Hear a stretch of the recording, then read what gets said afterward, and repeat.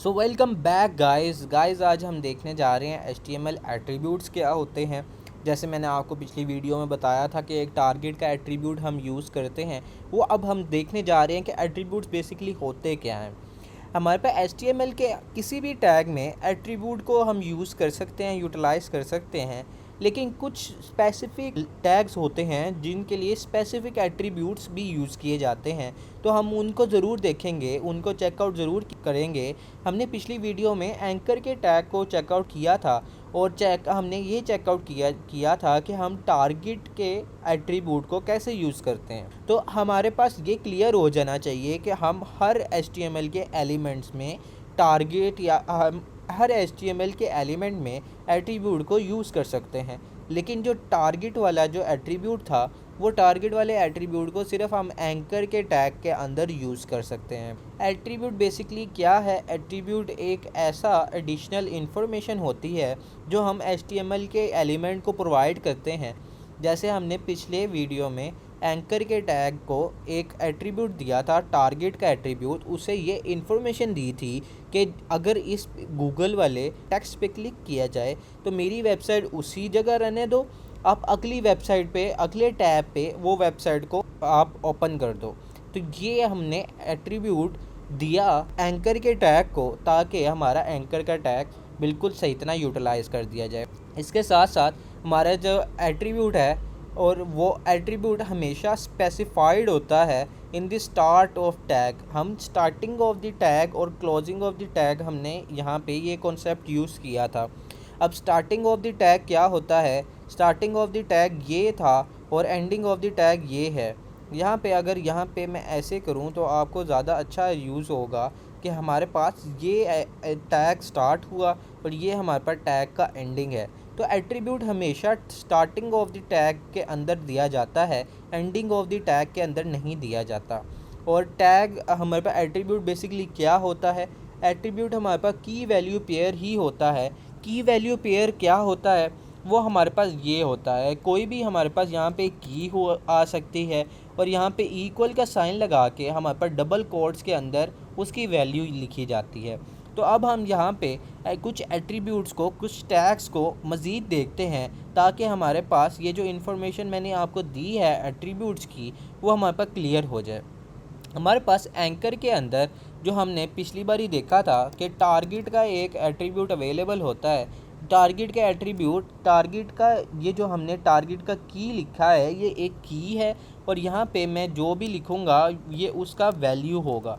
तो हम यहाँ पे की वैल्यू पेयर, यहाँ पे इस चीज़ को कहते हैं कि एक यहाँ पे हमारे पास की हो, यहाँ पे कुछ भी जो लिखेंगे वो की होगी और इक्वल का साइन लगा के डबल कोट्स के अंदर कुछ भी लिखेंगे वो उसकी वैल्यू होगी।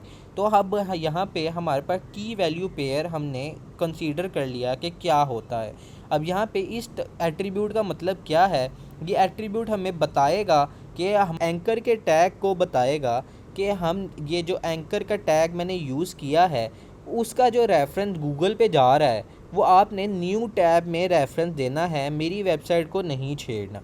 तो अब यहाँ पे जब हम गूगल पे क्लिक करते हैं तो हमारे पास वो नेक्स्ट टैब को ओपन करके विदाउट हमारे HTML की जो पेज है उसको बंद किए, वो हमारे पास नेक्स्ट टैब पे उस लिंक को जो हमने यहाँ पे लिखा है हैरिफ के अंदर, हैरिफ भी बिल्कुल एक एट्रीब्यूट ही है और एट्रीब्यूट की यहाँ पे हैरिफ है, इसे href भी कहा जाता है, हैरिफ भी कहा जाता है और इसके साथ साथ ये उसका वैल्यू है।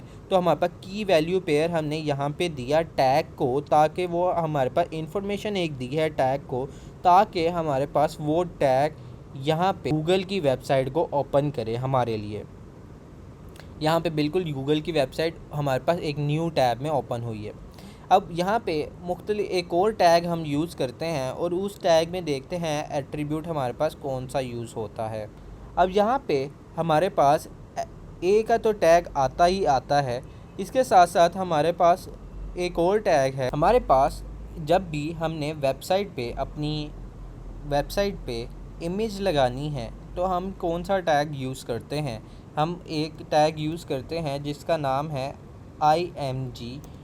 img। डिनोट करता है एक इमेज को और ये ऑटो क्लोजिंग टैग है जिसे हम ऑटो क्लोजिंग टैग, पहले मैंने आपको डिस्कस किया था कि एक ऑटो क्लोजिंग टैग्स होते हैं और एक नॉन ऑटो क्लोजिंग टैग होते हैं। एंकर का टैग जो है वो हमारे पास नॉन ऑटो क्लोजिंग टैग है, और हमारे पास जो इमेज का टैग है वो हमारे पास ऑटो क्लोजिंग टैग है। तो हम यहाँ पे हमारे पास इमेज का एक टैग यूज़ होता है। अब इमेज के टैग के अंदर हमारे पास एक सोर्स यूज़ होता है, सोर्स का एट्रीब्यूट यूज़ होता है। सोर्स का एट्रीब्यूट हम यूज़ करते हैं और यहाँ पे हम डिफ़ाइन करते हैं कि हमारे पास कौन सा सोर्स है, कि हमने कौन सी वेबसाइट का या फिर हमने कौन सी इमेज हमारे पास कहाँ पड़ी हुई है, इमेज का पाथ कहाँ पे है कि हमने यहाँ पे इमेज को शो करवाना है। तो मैं आपको इस वीडियो में यहाँ तक ही रखता हूँ, क्योंकि अब यहाँ पे कॉन्सेप्ट आ रहा है रिलेटिव पाथ का या रिलेटिव रेफरेंस का, और एब्सोल्यूट पाथ और एब्सोल्यूट रेफरेंस का।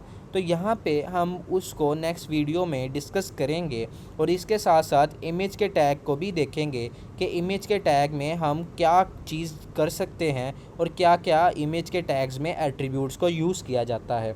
चलिए अगले वीडियो में मिलते हैं।